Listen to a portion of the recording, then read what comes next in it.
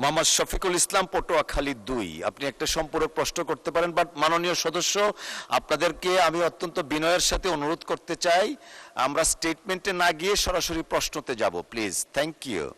মাননীয় স্পিকার, আপনাকে ধন্যবাদ। মাননীয় মন্ত্রী মহোদয়ের কাছে আমার জানার বিষয় হচ্ছে যে আমার পটুয়াখালী 112 বাউফল 2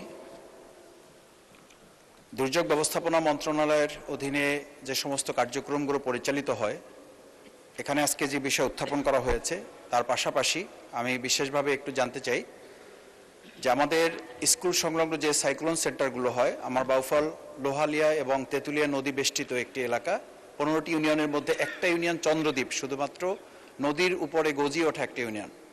সেখানে পরিকল্পনার মধ্যে এটি আছে কিনা যে স্কুল কেন্দ্রিক যে সাইক্লোন সেন্টার, সেখানে বন্যা বা এখন যে মৌসুম চলতেছে, হাজার হাজার মানুষ যখন বন্যায় ক্ষতিগ্রস্ত হয়, যে সাইক্লোন সেন্টারগুলো আছে সেখানে মাননীয় স্পিকার তাদের সংকুলান হয় না।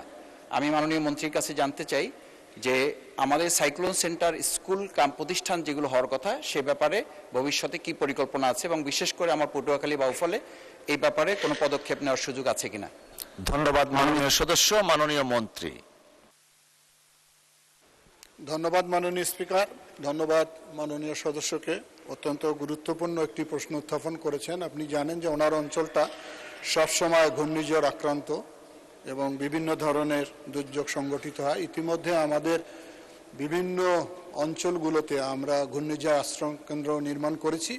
এ প্রকল্পটা চলমান রয়েছে। ওনার ওখানে যদি আরও চাহিদা থাকে, উনি যদি আমাকে একটা ডিও লেটার দেয়, আমি এটা অন্তর্ভুক্ত করার চেষ্টা করব। ধন্যবাদ মাননীয় স্পিকার। ধন্যবাদ মাননীয় মন্ত্রী। নগদ নিয়ে এলো হার না মানা হার অফার। সর্বনিম্ন 10,000 টাকা রেমিটেন্স নগদে পাঠালে থাকছে স্বর্ণের হার জেতার সুযোগ।